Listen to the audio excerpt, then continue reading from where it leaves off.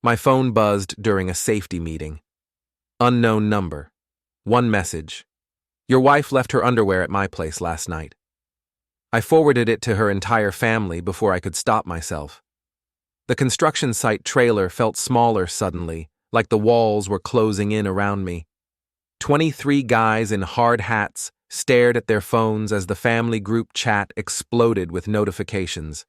63 members, every aunt, uncle, cousin, and in-law from both sides of the family tree.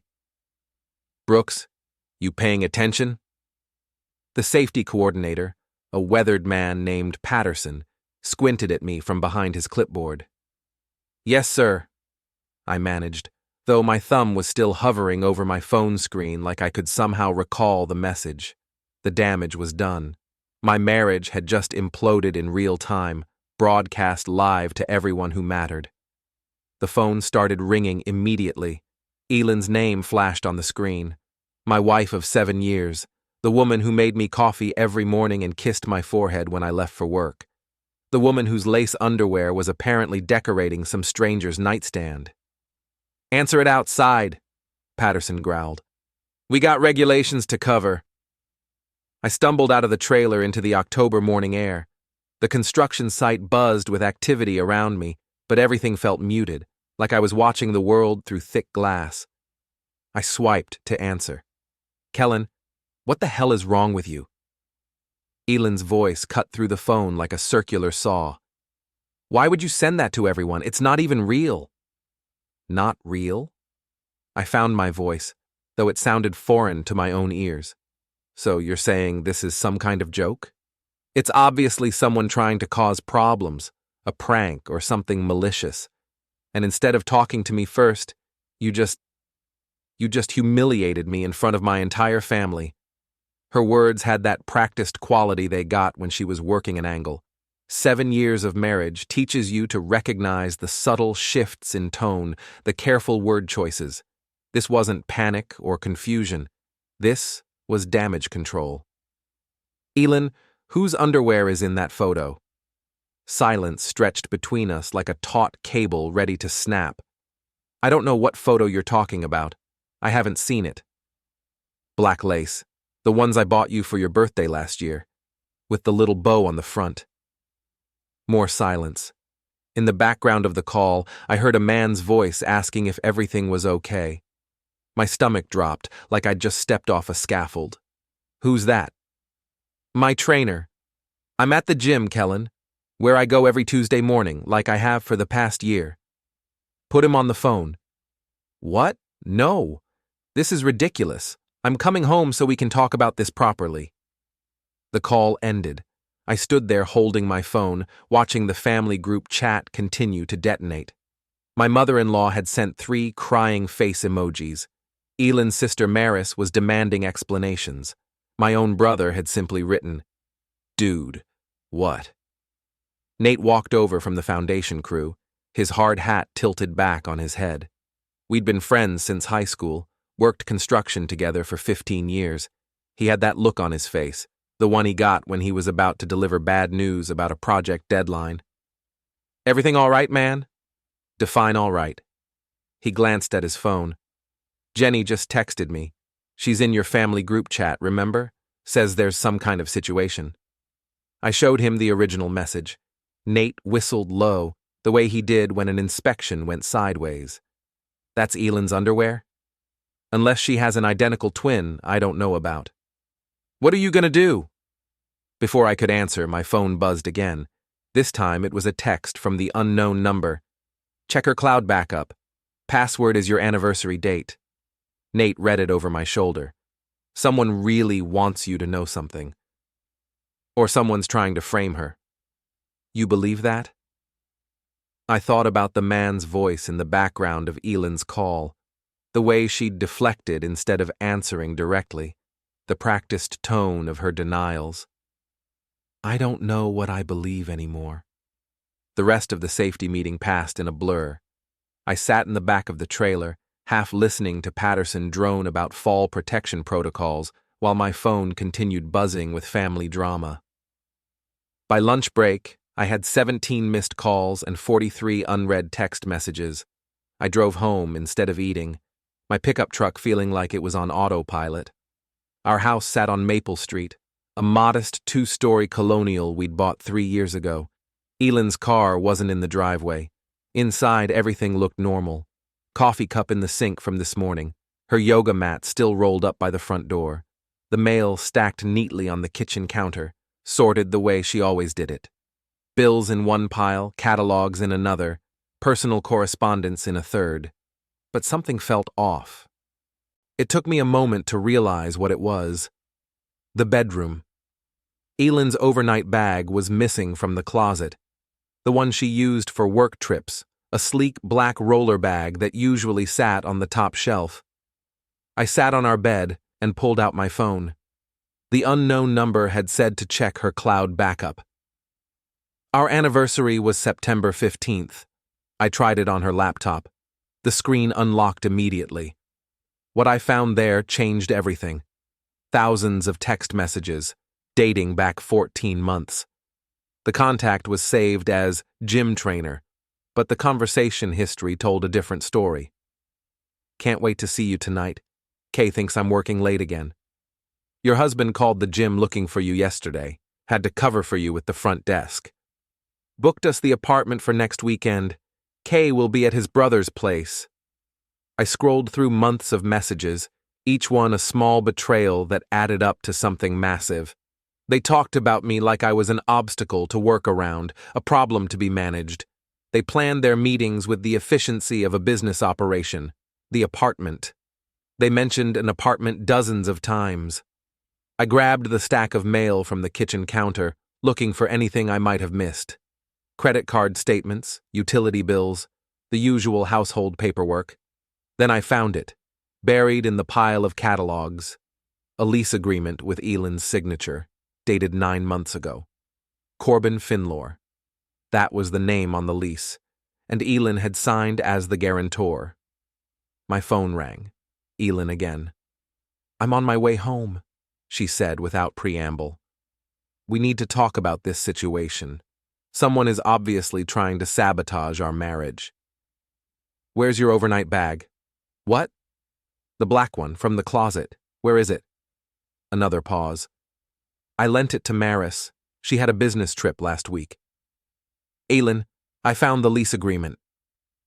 The silence that followed was different from the others. This wasn't calculated delay.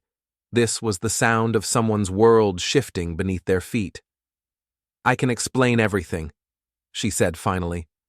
"I'm sure you can. You've gotten pretty good at explaining things. Kellan, please, just wait for me to get home. Don't do anything rash." "Like forwarding text messages to your family?" "That was..." She stopped herself. "That was what?" "Nothing. I'll be there in 20 minutes. She hung up. I sat in our kitchen, surrounded by the remnants of what I'd thought was my life, and waited for my wife to come home and lie to my face. Elin arrived home 47 minutes later, not 20. I'd spent the extra time copying every message from her cloud backup to my own phone. The evidence was overwhelming, but I wanted to hear what story she'd construct. She walked into the kitchen carrying coffee from the expensive place downtown, the one we usually saved for special occasions, peace-offering coffee. Her dark hair was pulled back in a ponytail, and she was wearing the gray sweater I'd bought her last Christmas. Everything about her appearance was calculated to remind me of better times. "Before you say anything," she began, setting the coffee on the counter, "I need you to understand that someone is trying to destroy our marriage. This whole thing is a setup. Sit down, Elin. I'd rather stand. Sit down." She sat across from me at our kitchen table, the same table where we'd eaten breakfast this morning, where we'd planned our weekend, where she'd kissed me goodbye before I left for work. "Tell me about Corbin Finlor." Her face didn't change, but I saw her hands tighten slightly on the coffee cup. "He's my trainer at the gym. I've mentioned him before." "You've mentioned a trainer. You never mentioned his name. I don't see why that matters." I pulled out the lease agreement and placed it on the table between us. "Explain this." She looked at the document for a long moment, and I could almost see her mind working through possible explanations. He needed a co-signer for his apartment. His credit isn't great. I was helping him out as a friend. A friend you guarantee $3,800 a month rent for? It's not that much. Elin, I work construction. I know what things cost. This is more than our mortgage. She reached for the lease agreement, but I pulled it back. Why didn't you tell me about this? Because I knew you'd react exactly like this. You get jealous and suspicious about everything. Show me your phone. What? Your phone. Show me your messages with Corbin. I don't have to prove anything to you. This is insane. I pulled out my own phone and opened the screenshots I'd taken from her cloud backup. Can't wait to see you tonight. Kay thinks I'm working late again. Her face went white. You went through my private messages? Your cloud backup automatically synced to your laptop, the one we share. The one with our anniversary as the password. Those messages are taken out of context. What context makes this okay? I scrolled to another message. Booked us the apartment for next weekend. Kay will be at his brother's place. Kellan, please. 14 months, Elin. 14 months of messages. You want to explain the context for all of them? She stood up abruptly, knocking over her coffee. The brown liquid spread across the table and dripped onto the floor. Fine. Yes, I've been seeing Corbin, but it's not what you think. What do I think? That I'm having an affair, that I've been lying to you. Haven't you? She turned away from me, looking out the kitchen window at the backyard we'd landscaped together last spring. It started as friendship. He was going through a difficult time and I was helping him. Things just evolved. Evolved into you guaranteeing his rent and spending nights at his apartment? We're not. She turned back to face me. Nothing physical has happened. I scrolled through more messages on my phone. Really? Because there's a lot of discussion here about what you want to do to each other when you're alone. Those are just words, fantasy. It doesn't mean anything. It means you've been lying to me for over a year. I never meant for it to go this far. How far has it gone, Elin? Exactly how far? She sat back down, and for the first time since she'd arrived, she looked genuinely upset. Not angry or defensive, but sad. I love you, Kellan. I do. But things between us have been difficult lately. Difficult how? You work all the time. When you come home, you're tired and grumpy. We never talk anymore, not really. I felt lonely. So you found someone else to talk to? Yes. And it felt good to have someone who was interested in what I had to say. Someone who made me feel special. By guaranteeing his rent. I was helping a friend. Friends don't send pictures of their underwear, Elin. She looked confused. What pictures? I showed her the original message on my phone. This morning, from Corbin's number.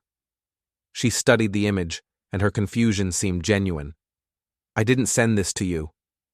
Then who did? I don't know, but Kellan, I swear to you, I didn't send this message. But those are your underwear. Yes. At his apartment. Yes. That you've been staying at. Sometimes? While telling me you were working late or at the gym or visiting your sister. Yes. We sat in silence for a moment. The coffee had finished dripping onto the floor, leaving a small brown puddle that neither of us moved to clean up. What do you want me to say? She asked finally. I want you to tell me the truth. All of it. How long have you been sleeping with him? I told you we haven't. Stop lying to me! The words came out louder than I'd intended. I've read your messages, Elin. I know about the apartment. I know you've been living a double life. Just tell me the truth. She was quiet for a long time. When she finally spoke, her voice was barely above a whisper. 6 months. 6 months. Yes. And you've been planning to leave me. I don't know. Maybe. I was confused. Were you going to tell me, or just disappear one day? I thought maybe if we went to counseling we could work things out. While you continued seeing him? No. I was going to end it with Corbin. When? Soon. When, Elin? I don't know. I was trying to figure out how. I stood up and walked to the kitchen window. Outside, our neighbor Mrs. Grafton was working in her garden, probably wondering why Elin's car had been gone all morning. The whole neighborhood would know about this by evening. Small towns don't keep secrets well. I want you to pack a bag, I said without turning around. What? Pack a bag. Go stay with your sister or your mother or your boyfriend. I don't care which, but I want you out of this house tonight. Kellan, we can work through this. No, we can't. Please, let's try counseling. Let's try to save our marriage. I turned to face her. Our marriage ended 14 months ago when you started lying to me. I just found out about it this morning. That's not fair. Fair? I laughed, but there was no humor in it. You want to talk about fair? Let's talk about fair, Elin. Let's talk about how I've been working 60-hour weeks to pay for a house and a life that you've been sharing with someone else. Let's talk about how you've been using our joint account to fund your secret apartment. Let's talk about how you made me feel crazy for being suspicious when you were actually doing everything I was worried about. I never used our joint account for— Check the bank statements. I already have. Her face crumpled. Oh, God. $94,000, Elin. You've taken $94,000 from our savings over the past 18 months. I was going to pay it back. With what money? I got a promotion at work. The raise would have covered— Stop. Just stop talking. I rubbed my temples, feeling a headache building behind my eyes. Pack a bag. Be gone by tonight. Where am I supposed to go? You've had an apartment for 9 months. Go there. That's Corbin's apartment. That you're guaranteeing, that you've been staying at, that you've been furnishing with our money. She started crying then, real tears that made her mascara run. I'm sorry, Kellan. I'm so sorry. I never meant for any of this to happen. But it did happen, and now we have to deal with the consequences. Please don't give up on us. Please. I looked at my wife, really looked at her, maybe for the first time in months. The gray sweater, the careful ponytail, the peace-offering coffee. All of it was performance, just like everything else had been for the past year. I'm not giving up on us, Elin. There is no us. There hasn't been for a long time. I just didn't know it. She cried harder, and part of me wanted to comfort her. 7 years of marriage doesn't disappear in one afternoon, even when it should. But I stayed by the window, watching Mrs. Grafton tend her garden, and let my wife grieve for the life she'd thrown away. My phone buzzed. Another message from the unknown number. Check the bank records. She forged your signature on a loan application. The headache got worse. I spent that evening alone in our house, going through every piece of paperwork I could find. Elin had left around 6 o'clock, taking 2 suitcases and promising to figure things out. She'd stopped crying by then, shifting into the practical mode she used for handling crises at work. The bank records were worse than I'd initially thought. The $94,000 wasn't just transferred out in large chunks. It had been systematically drained over 18 months in amounts small enough to avoid triggering alerts. 300 here, 500 there, occasionally a larger withdrawal disguised as home improvement or medical expenses. But the loan application was something else entirely. $65,000 from a private lending company, with my signature on every page. Except I'd never seen the application before tonight. I compared the signatures to documents I knew I'd signed. Close, but not perfect. The K in Kellan was too rounded, and she'd missed the small loop I made in the B of Brooks. A decent forgery, but not professional quality. My phone rang. Nate's name on the screen. Jenny's been getting updates from the family chat all day, he said without preamble. Sounds like World War III over there. It's been a day. You want to talk about it? Not particularly. You want to get drunk about it? I considered this. Yeah, I think I do. O'Malley's in 20 minutes. O'Malley's was the kind of bar where construction workers went to complain about their jobs and their wives, not necessarily in that order. Dark wood, cheap beer, and a bartender named Darla who'd heard every sob story in the book. Nate was already there when I arrived, sitting at our usual spot at the end of the bar. He'd ordered me a beer and a shot of whiskey. Figured you might need both. Thanks. We drank in silence for a few minutes, watching the Tuesday night crowd.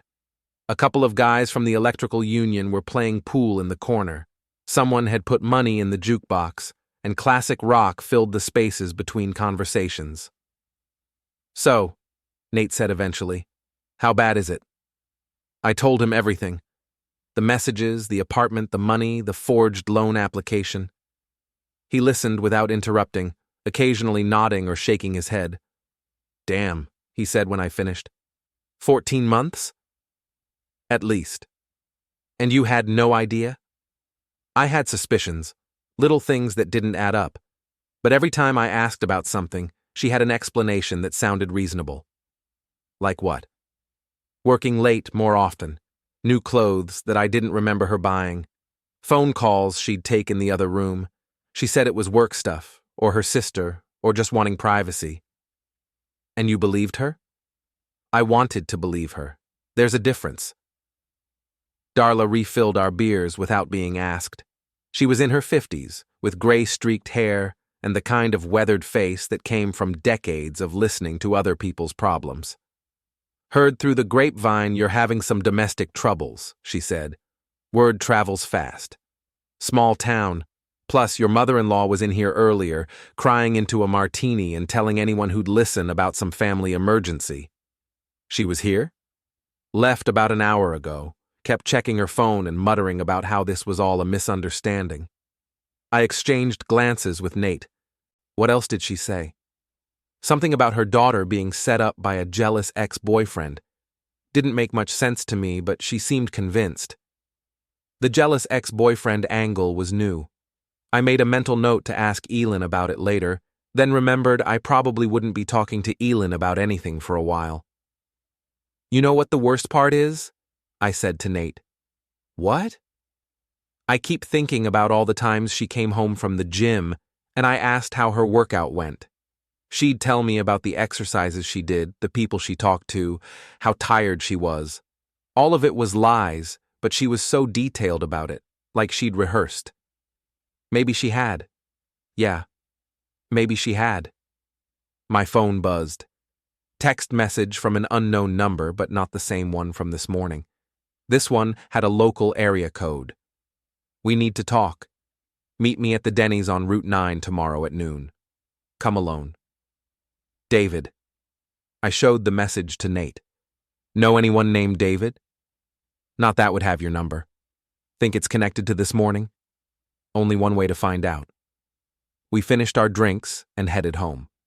The house felt different when I walked in, emptier somehow. It wasn't just that Elin's things were gone. The whole atmosphere had changed, like the building itself knew something had shifted. I spent the night on the couch, not because the bed reminded me of her, but because I didn't want to sleep in a room where I might miss something important. Every few hours I'd wake up and check my phone for new messages or missed calls.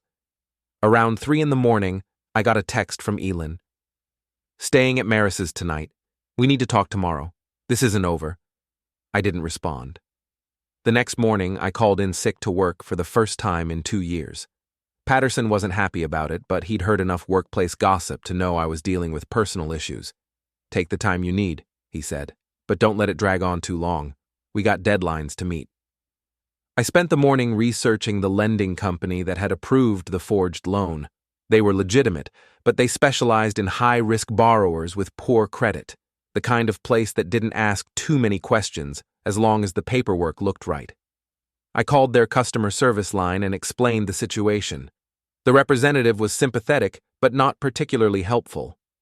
You'll need to file a police report for identity theft, she said. Then we can start the investigation process. But until then, you're still legally responsible for the debt. How much time do I have before you start collection proceedings? The first payment was due last week. You're already in default. I never received any payment notices. They were sent to the address on the application. Let me check. 1247 Oak Street, apartment 3B. Corbin's apartment. She'd had the loan payments sent to Corbin's apartment. At 11:30, I drove to the Denny's on Route 9. It was one of those generic highway restaurants that could have been anywhere in America, filled with truckers and traveling salesmen and people who had nowhere else to go. I ordered coffee and waited. At exactly noon, a man in his early 30s walked in and looked around until he spotted me. He was tall and thin, with the kind of nervous energy that suggested he drank too much coffee and slept too little. "Kellan? You're David?" "Yeah." He slid into the booth across from me. "Thanks for coming. What's this about?" "It's about your wife and Corbin and the message you got yesterday morning." "You sent that message?" "I sent it, but not from my phone." He pulled out his cell phone and set it on the table. "I sent it from his phone." "How did you get his phone?" "I took it. From the gym. While he was in the shower." "Why?" David signaled the waitress for coffee, then leaned back in the booth. "Because Corbin Finlor ruined my life, and I wanted to ruin his." "I don't understand." "Elin wasn't his first affair. She was his third. That I know of." The waitress brought David's coffee. He added sugar and stirred it slowly, like he was buying time to figure out how to explain. 6 months ago, I was dating a woman named Rebecca. We'd been together for 2 years, talking about getting married. Then she started going to this new gym, working with this trainer who was helping her get in shape for the wedding. "Corbin." "Yeah. Same pattern as with your wife. Late nights, extra sessions, new clothes, secret phone calls. By the time I figured out what was happening, she'd already moved in with him." "So you decided to get revenge?" "I decided to gather evidence. I've been watching him for months, documenting his pattern. He targets married women or women in committed relationships. He's got a system." "What kind of system?" "He identifies women who seem unhappy or vulnerable, offers them extra attention, makes them feel special, gradually escalates the relationship while encouraging them to hide it from their partners. Then he moves them into his apartment and starts using their credit and finances to fund his lifestyle." "How many women has he done this to?" "At least 4 that I can prove. Your wife is just the latest." I thought about the lease agreement, the drained bank accounts, the forged loan application. He's not just having affairs, he's running a con. "Exactly, and I've been building a case to expose him." "Why didn't you just go to the police?" "Because most of what he's doing isn't technically illegal. The women are willingly giving him money and access to their accounts. It's only fraud if he's forging documents or stealing identities. Like the loan application with my signature." David leaned forward. "You found evidence of forgery?" I told him about the loan application and the fake signatures. His eyes lit up like I'd just handed him a winning lottery ticket. "That's it," he said. "That's what we need to bring him down." "We?" "You want your money back, don't you? You want your wife to face consequences for what she's done?" I thought about this. "What exactly are you proposing?" "I'm proposing we work together to expose both of them. I've got evidence of his pattern of behavior. You've got evidence of actual financial crimes. Together, we can make sure they both pay for what they've done." "What's in it for you?" "Justice, and maybe getting Rebecca to realize what kind of man she threw away her life for." I studied David's face, trying to read his motivations. He seemed genuine, but then again I'd thought Elin seemed genuine for 14 months. "I need to think about this." "Fair enough, but don't think too long. I've got reason to believe they're planning to skip town soon." "What reason?" "Corbin's been liquidating assets, selling his car, closing accounts, telling people at the gym he's moving to Florida for a better opportunity." "When?" "Soon, maybe this week." I finished my coffee and stood up. "I'll call you tonight."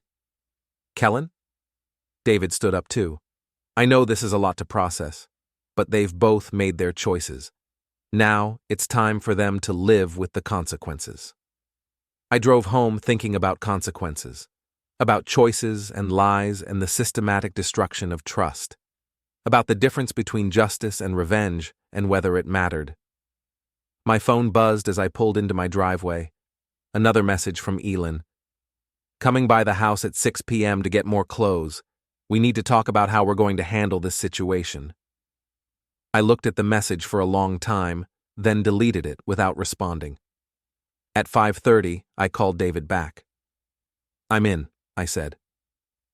David and I met the next morning at a coffee shop downtown, away from the neighborhood gossip network and Elin's usual haunts. He brought a manila folder thick with documentation, photos, bank records, phone bills, and what looked like a private investigator's report. I wasn't kidding about having evidence, he said, spreading papers across our corner table. I've been documenting Corbin's activities for 6 months. The photos showed Corbin with different women at restaurants, hotels, and apartment complexes around the city. Always the same pattern. Attractive women in their late 20s to mid-30s, usually wearing wedding rings in the earlier photos, notably not wearing them in the later ones. This is Rebecca. David pointed to a blonde woman in several of the photos. This is Jennifer. She was married to a guy who owns a plumbing business. This is Amanda. Her husband's a teacher. And this is your wife. The photo of Elin was recent, maybe from last week. She was coming out of an upscale restaurant downtown, laughing at something Corbin was saying. She looked happy in a way I hadn't seen in months. Where did you get these? I hired a private investigator initially, but that got expensive fast. Most of these I took myself. You've been stalking him. I've been gathering evidence of a pattern of criminal behavior. I studied the documentation more carefully. Bank records showed large cash deposits into Corbin's accounts, always just under the amount that would trigger federal reporting requirements. Credit reports showed multiple women as co-signers on his various accounts and leases. This is sophisticated, I said. Corbin's not some random gym rat who stumbled into this. He's been running variations of this con for years. I found records going back to Phoenix and Denver. Always the same pattern. Find vulnerable women, isolate them from their support systems, drain their finances, then move on to the next city. How did he end up here? Rebecca. She followed him from Denver when he said he was starting fresh. She didn't know about his history. And now? Now she's in denial. Thinks all his previous relationships were just misunderstandings, and that what they have is real love. I thought about Elin's insistence that their relationship was different, that it had evolved naturally from friendship. They all probably think they're special. That's how the con works. He makes each of them feel like they're the exception to his pattern. My phone buzzed. Text from Elin. Need to discuss finances. Some bills are overdue. I showed the message to David. She's starting to feel the pressure. Good. That means our timeline is accelerating. What timeline? David pulled out another folder, this one containing what looked like legal documents. I've been in contact with a lawyer who specializes in financial crimes. She thinks we have enough evidence to file charges, but she needs proof of actual forgery or identity theft. I have the loan application. That's a start, but we need more. We need to catch them in the act of committing fraud, or we need one of them to confess to previous crimes. How do we do that? We set a trap. David explained his plan. It was more complex than I'd expected, involving fake financial opportunities, recorded conversations, and carefully orchestrated confrontations designed to pressure both Elin and Corbin into making incriminating statements. This sounds like something from a movie, I said. Real life is often stranger than fiction, and these people have been playing games with other people's lives for months. It's time someone played games with theirs. I spent the rest of the morning thinking about David's proposal. The plan was risky, potentially illegal in some aspects, and would require me to lie convincingly to my wife and her lover. But it also offered the possibility of real justice, not just for me, but for all the other victims. Around noon, I called Elin back. We need to meet, I said when she answered. I'm glad you called. I've been thinking about everything, and I believe we can work through this. Can we? Because I've been thinking too, and I've discovered some things that concern me. What kind of things? Financial things. We should discuss them in person. We agreed to meet at a neutral location, the public library downtown. It was quiet, public enough to prevent a scene, and had the kind of atmosphere that encouraged honest conversation. Elin arrived 15 minutes late, which was unusual for her. She was normally punctual to a fault. She looked tired, like she hadn't been sleeping well, and her clothes were wrinkled in a way that suggested she'd been wearing them for more than one day. "Thank you for agreeing to meet," she said, sitting across from me at a table in the back corner of the main reading room. "We need to talk about the money, Elin." "I know. I've been trying to figure out how to pay everything back." "All of it? Including the loan I didn't know about?" Her face went pale. "You found out about the loan. $65,000 with my forged signature. Did you really think I wouldn't discover that eventually?" "I was going to tell you about it." "When?" "Soon. I just needed time to figure out how to explain everything." "Explain how you committed identity theft?" "It wasn't like that. I was trying to help both of us. Corbin had an investment opportunity, something that would have made enough money to pay back everything I'd taken from our savings." "An investment opportunity?" "Yes, a real estate deal. He has connections in Florida, people who flip houses. The return was supposed to be substantial." I leaned back in my chair, amazed at how easily the lies came to her. "And you believed this?" "Why wouldn't I? Corbin knows about these things. He's had success with investments before." "Has he shown you proof of these previous successes?" "Well, no, but—" "Has he shown you documentation of this real estate deal?" "He's working on getting the paperwork together." "Elin, you gave a man you've known for 14 months $65,000 of borrowed money for an investment opportunity he can't document." "When you put it like that, it sounds stupid. It sounds criminal." She was quiet for a moment, looking around the library like she was considering making a run for it. "What are you going to do?" "I'm going to report the identity theft to the police. I'm going to report the forged loan application to the lending company. And I'm going to file for divorce." "Please don't do that, please. I know I made mistakes, but we can fix this." "How?" "I'll get the money back. I'll make Corbin return everything. I'll get a second job, work extra hours, whatever it takes." "And what about the lying? What about the 14 months of deception? How do we fix that?" "We go to counseling. We work on rebuilding trust." I thought about David's plan, about the opportunity to expose not just Elin's betrayal, but Corbin's entire operation. There might be a way. What way? "I want to meet with Corbin. I want to hear about this investment opportunity directly from him." "I don't think that's a good idea." "Why not? If it's legitimate, if there's really a chance to recover the money, then I should hear the details." "Corbin doesn't know that you know about us." "Then we'll have to tell him." "Kellan, I don't think you understand. Corbin can be intense when he feels threatened." "Threatened by what? If he's done nothing wrong, if this is all just a misunderstanding like you keep saying, then he should have no problem meeting with me." Elin chewed her lower lip, a nervous habit from college that she'd never outgrown. "I'll talk to him." "Good. Set up a meeting for tomorrow night. Somewhere public." "What are you planning?" "I'm planning to get my money back and save my marriage. Isn't that what you want?" She nodded, but she didn't look convinced. "I'll call you tonight with the details." After she left, I sat in the library for another hour, thinking about the conversation. Elin's explanation about the investment opportunity sounded rehearsed, like something she'd been told to say. But her fear when I mentioned meeting Corbin seemed genuine. I called David from the library parking lot. "She agreed to set up a meeting," I told him. "Perfect. Did she give you any details about the investment story?" "Real estate flipping in Florida. Big returns, no documentation." Classic con. They probably tell that story to all the wives to explain where the money's going. "What's our next step?" "I'll contact my lawyer and the private investigator. We need to have everything in place before the meeting tomorrow night. David? Yeah? What if this goes wrong?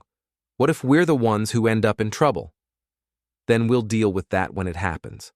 But right now, they're the ones who've committed crimes. We're just trying to expose the truth. I drove home thinking about truth and consequences, about the difference between justice and revenge. By the time I pulled into my driveway, I'd convinced myself that what we were planning was the right thing to do. My phone rang as I was walking to the front door. Elin's name on the screen. "Tomorrow night at 8, she said without preamble. "O'Malley's bar. Corbin will be there. Will you be there too?" "Yes. Kellan, please be careful about what you say. Corbin doesn't know about the family group chat or that you've seen our messages. As far as he knows, you just suspect something." "I'll keep that in mind. And Kellan, thank you for giving us a chance to make this right." She hung up before I could respond. I stood on my front porch, looking at the house Elin and I had bought together, the life we'd built together, and wondered if any of it had ever been real. Tomorrow night, I'd find out. O'Malley's was busier than usual for a Thursday night. The after-work crowd had settled in for the long haul, and the air was thick with cigarette smoke and the kind of conversation that comes with the third round of drinks. I arrived early and chose a table in the back corner where I could see both entrances. David was already there, sitting at the bar with his back to me. We'd agreed he'd pose as just another customer, close enough to overhear but not obviously connected to our meeting. He'd given me a small recording device that looked like a pen, and my phone was set to record as backup. Elin arrived at 8:15, looking nervous. She'd changed clothes since our library meeting, now wearing a black dress that I recognized from our anniversary dinner last year. Another calculated choice designed to remind me of better times. "He's parking the car," she said, sliding into the booth across from me. "Kellan, before he comes in, I need you to promise me you won't lose your temper." "I'm not planning to lose my temper. Corbin doesn't know how much you know. I told him you suspected something and wanted to meet, but I didn't give him details." "What did you tell him about the money?" "Nothing specific, just that there were some financial issues we needed to discuss." The bar's front door opened, and a man walked in who had to be Corbin. He was taller than I'd expected, probably 6'3", with the kind of build that came from serious gym time. He scanned the room until he spotted Elin, then walked over with the confident stride of someone who owned whatever space he entered. "You must be Kellan," he said, extending his hand.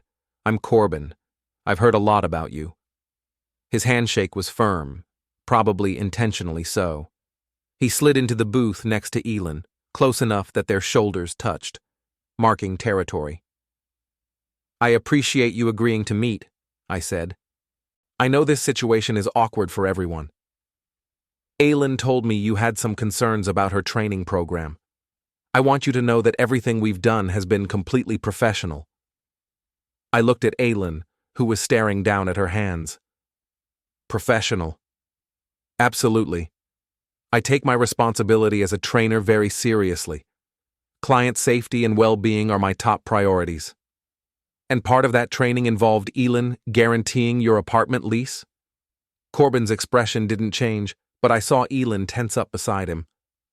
Elin mentioned she'd helped me with a housing situation.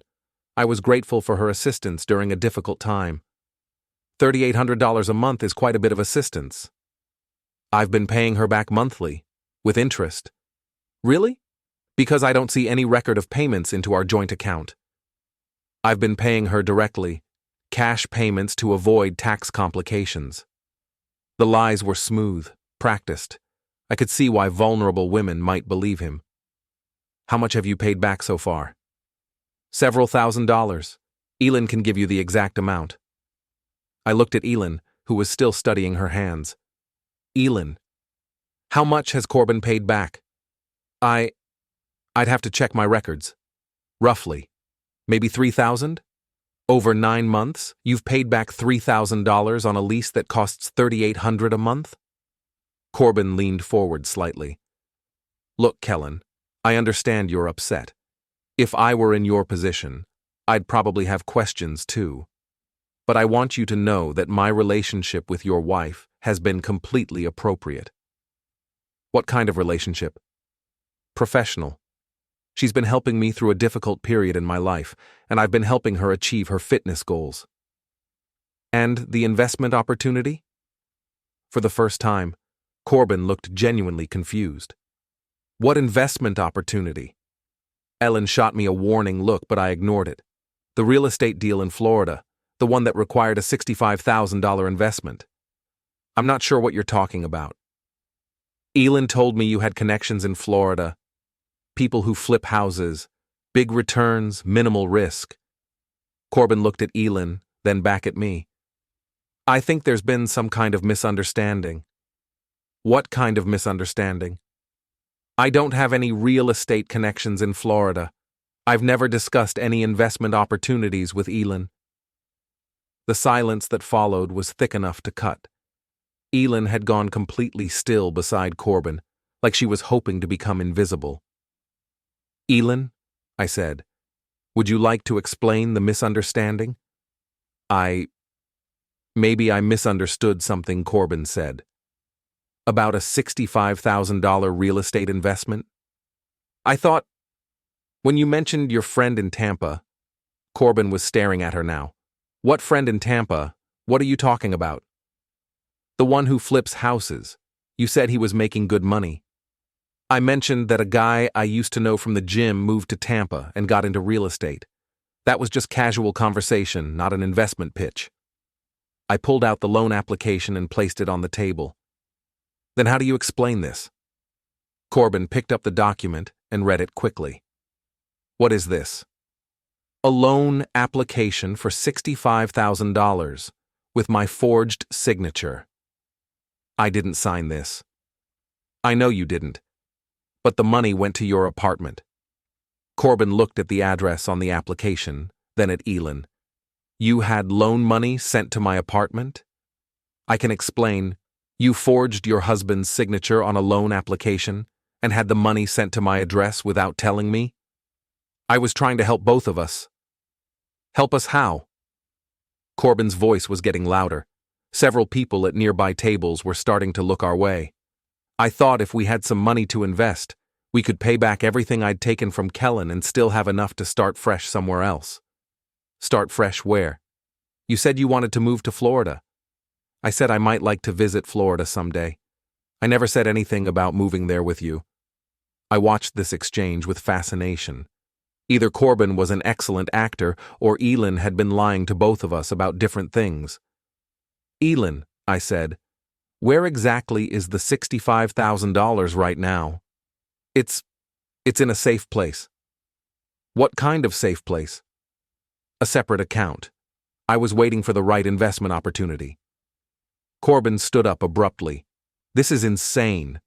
Elin, you forged your husband's signature and committed bank fraud, and you did it using my address? Do you realize you could have gotten me arrested? I was trying to protect you. Protect me from what? From having to worry about money. I know you've been struggling since you lost your job at the other gym. What other gym? I asked. Corbin sat back down heavily. I was let go from my previous position 6 months ago, budget cuts. So you're not actually employed as a trainer right now? I do some private training, independent contractor work. And how exactly have you been paying your $3,800 rent? Corbin looked at Elin. I thought you understood my situation. I thought you were helping me temporarily until I got back on my feet. I was helping you, but I thought we were building something together. Building what? A relationship, a future. Elin, I never said anything about a future together. I was grateful for your help, but I never promised you anything permanent. The look on Elin's face was heartbreaking. In the span of 10 minutes, her entire fantasy had collapsed. The investment opportunity was imaginary. The move to Florida was imaginary. The committed relationship with Corbin was imaginary. So let me make sure I understand this, I said. Elin has been paying your rent for 9 months, under the impression that you two were planning a life together. She forged my signature to get a loan for $65,000, thinking she was funding an investment that would pay for your shared future. And you knew none of this? I knew she was helping with my rent. I thought it was temporary. I had no idea about any loan or any investment plans. And the affair? Corbin looked uncomfortable for the first time. We've been close, but I never made any promises about exclusivity or permanence. How close? That's between Elin and me. Actually, it's between Elin and me since she's still my wife. Look, man, I didn't pursue your wife. She came to me. She said she was unhappy in her marriage and looking for someone who understood her. And you understood her by letting her pay your bills?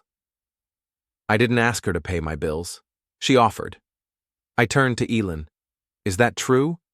She nodded miserably. I wanted to help him. I wanted to be important to someone. And the $65,000? I thought if I could solve his money problems, he'd see how much I cared about him. By committing felony fraud. I was going to pay it back before you found out. With what money? I was going to get a second job, or sell some things, or you were going to leave me and make it my problem to deal with. She started crying then, the kind of ugly crying that comes when all your illusions shatter at once. I never meant for any of this to happen. Corbin stood up again. I think I should go. Sit down, I said. I don't think that's a good idea. Sit down, Corbin. He sat down, but he looked like he was ready to bolt at the first opportunity. Here's what's going to happen, I said. Elin is going to return the $65,000 to the lending company. She's going to confess to forging my signature, and she's going to pay back every penny she took from our joint account. And if she can't, Corbin asked, then she's going to jail for bank fraud and identity theft. What about me? That depends. How much money has she given you over the past 9 months? Just the rent money, and some groceries and utilities. How much total? Maybe 40,000. I didn't keep exact records. You're going to pay it back. I don't have $40,000. Then you're going to get a job and pay it back over time, with interest. And if I don't? Then I'll report you as an accessory to fraud. Whether you knew about the loan or not, you benefited from the proceeds of a crime. Corbin looked at Elin, who was still crying. This is unbelievable. What's unbelievable, I said, is that you thought you could destroy someone's marriage and walk away without consequences. I didn't destroy your marriage. Your marriage was already broken when I met Elin. Maybe it was, but you sure as hell didn't help fix it. I stood up and dropped a 20 on the table.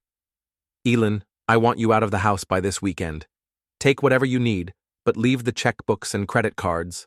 We'll communicate through lawyers from now on. Kellan, please.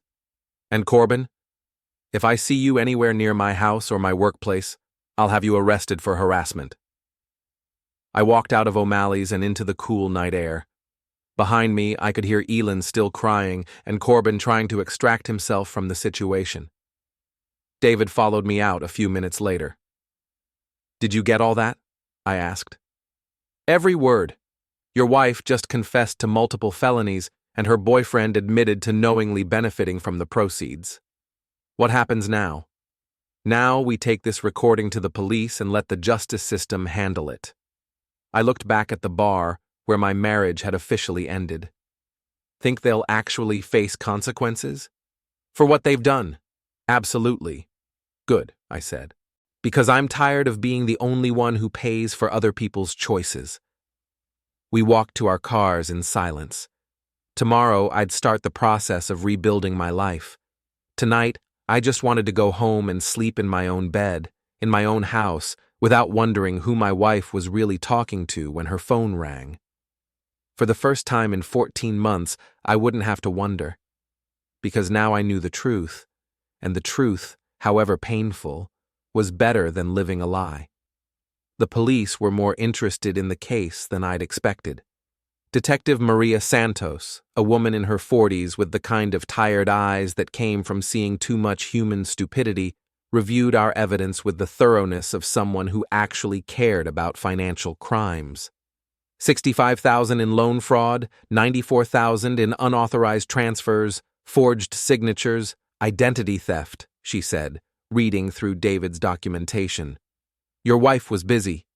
What kind of charges are we looking at? Multiple felonies, bank fraud, identity theft, forgery. She's looking at serious prison time if convicted. And Corbin? Harder case to make. If he genuinely didn't know about the loan fraud, we can't charge him as an accessory. But the rent money she gave him was proceeds from a crime, so he'll have to pay restitution. David leaned forward in his chair. What about the pattern of behavior? The other women he's conned? That's more complicated. If the women gave him money willingly, even if they were manipulated, it's not necessarily criminal. We'd need evidence of specific fraud or theft. I have documentation of at least 4 other similar relationships. Bring me what you have. We'll see if there's enough for a separate investigation. I left the police station feeling oddly empty. For months, I'd been focused on discovering the truth. Now that the truth was out and the wheels of justice were turning, I wasn't sure what came next. My phone rang as I was driving home, Elin's number. The police were just here, she said when I answered. They arrested me. I know. How could you do this to me? I didn't do this to you, Elin. You did this to yourself. I made mistakes, but I never meant to hurt anyone. You forged my signature on a $65,000 loan. You stole nearly $100,000 from our joint account. You lied to me for over a year. How is that not hurting me? I was going to pay it back. With what money? You don't have a job anymore. What do you mean? Your company terminated you this morning. Something about an internal investigation into expense account irregularities. The silence on the other end of the line stretched for nearly a minute. Elin, this is all your fault, she said finally. If you hadn't been so suspicious, if you'd trusted me, none of this would have happened. You're right. If I'd trusted you, you'd still be stealing from me, and I'd still be living a lie. I loved you. No, you didn't. You loved the idea of me, the security I provided, the cover I gave you for your real life. But you never loved me enough to be honest with me. What happens now? Now you face the consequences of your choices, just like everyone else has to. What about us? There is no us. There hasn't been for a long time. I hung up and drove the rest of the way home in silence. The house felt different when I walked in.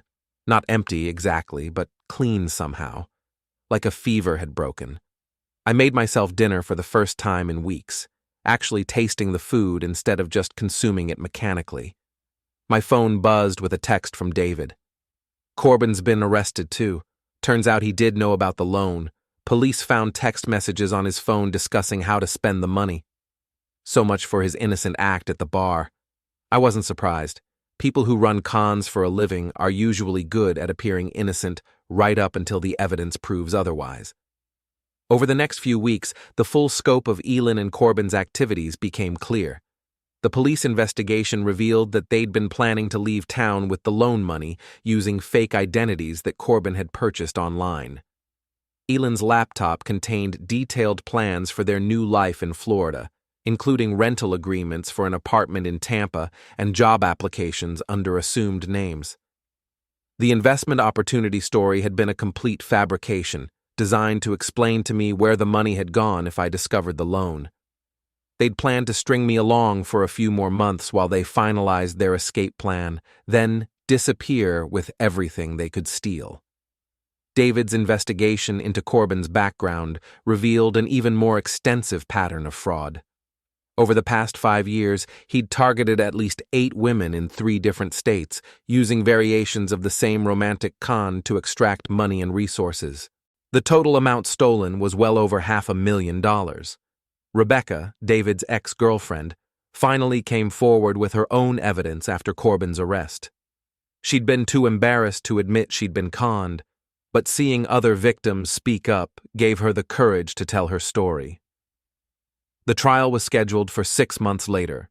In the meantime, Elin and Corbin were released on bail with strict conditions: no contact with victims, no access to joint accounts, and regular check-ins with probation officers. Elin tried to contact me several times, usually through intermediaries like her sister Maris. She wanted to work things out, to rebuild trust, to save our marriage. Each message was a variation on the same theme. If I would just forgive her, we could go back to the way things were. But there was no going back. The way things were had been built on lies, and I had no interest in rebuilding on that foundation. The divorce was finalized 3 weeks before the trial. Elin got nothing except her personal belongings and a mountain of legal debt. I kept the house, the savings account, what was left of it, and my self-respect.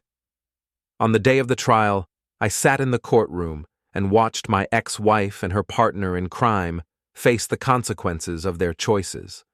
Elin looked smaller somehow, diminished by the weight of her actions. Corbin maintained his innocent act right up until the prosecutor played the recorded phone calls where he and Elin discussed how to spend my money. The jury took less than 4 hours to reach a verdict: guilty on all counts. Elin was sentenced to 3 years in prison and ordered to pay full restitution. Corbin got 5 years, with additional charges pending in 2 other states. The judge called their crimes a calculated and systematic betrayal of trust that caused significant financial and emotional harm to multiple victims. I didn't feel satisfaction when the sentences were announced. I didn't feel vindicated or victorious. Mostly, I just felt tired. Outside the courthouse, David shook my hand. Justice served. Yeah, I guess it was. Any regrets? I thought about that. I regret that it came to this. I regret that 2 people I cared about chose to destroy their lives and hurt other people in the process. But I don't regret exposing the truth. What's next for you? I'm thinking about selling the house. Too many memories. Maybe moving somewhere new, starting fresh. Sounds like a good plan. I drove home through the city, where I'd lived my entire adult life, past the construction sites where I'd worked, past the bars where I'd celebrated and commiserated, past the places where Elin and I had built our life together. Tomorrow, I'd start looking at real estate listings in other cities. I'd update my resume and start networking with construction companies in different markets. I'd begin the process of building a new life, one based on truth instead of comfortable illusions. But tonight, I just wanted to sit in my house and appreciate the silence. No lies to uncover, no betrayals to investigate, no mysteries to solve. Just the quiet satisfaction of knowing that sometimes, when people make bad choices, they actually face appropriate consequences. My phone sat silent on the kitchen counter. No mysterious text messages, no urgent calls, no family drama exploding in group chats. Just peace. For the first time in over a year, I knew exactly where I stood and exactly who I could trust. It was a smaller circle than before, but it was honest. And honest, I'd learned, was worth more than comfortable. The story ended there, in that quiet kitchen, with the truth finally told and justice finally served. No redemption arcs, no last-minute reconciliations, no epilogues about lessons learned. Just the simple satisfaction of watching people reap what they'd sown. Sometimes,